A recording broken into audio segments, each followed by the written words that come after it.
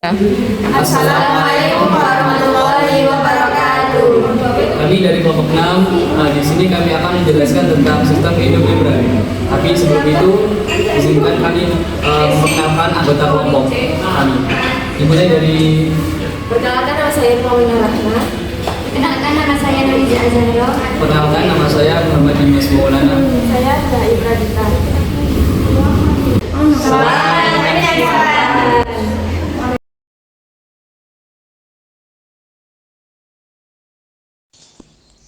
Sistem endomembran adalah kumpulan organel berbasis membran yang bekerja sama untuk membuat, memodifikasi, dan mengekspor produk sel seperti protein dan lipid. Terdiri dari selubung inti, retikulum endoplasma kasar dan halus, aparatus Golgi, dan beberapa jenis vesikel. Mari kita mulai tur kita dengan retikulum endoplasma. Ada dua jenis retikulum endoplasma, kasar dan halus. Retikulum endoplasma kasar atau RE kasar dipenuhi dengan ribosom.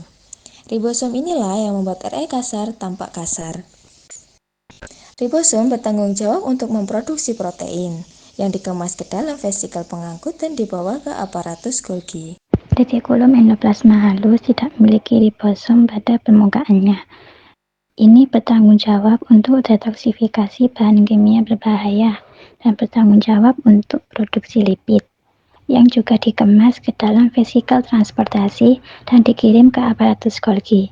Badan Golgi terbuat dari serangkaian kantung pipi yang bentuknya sedikit mirip pancake dan tugasnya untuk mengemas dan mendistribusikan produk sel yang akan ditujukan ke lokasi tertentu di dalam sel, seperti membran plasma atau untuk disekresikan dari sel.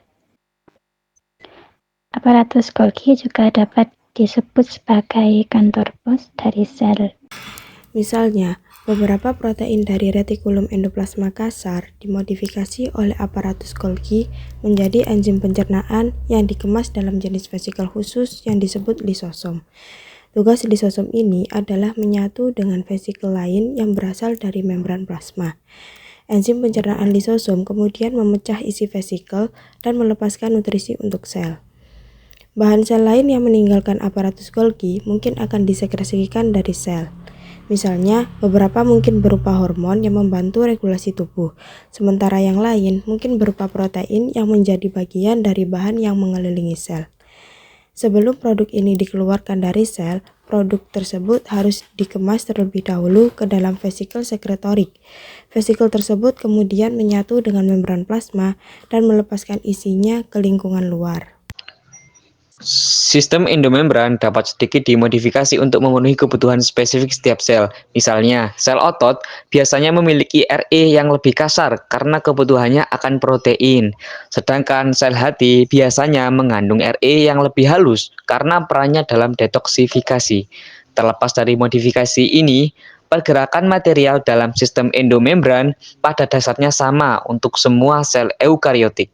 Terima kasih sudah menonton video kami. Semoga dapat bermanfaat. Wassalamualaikum.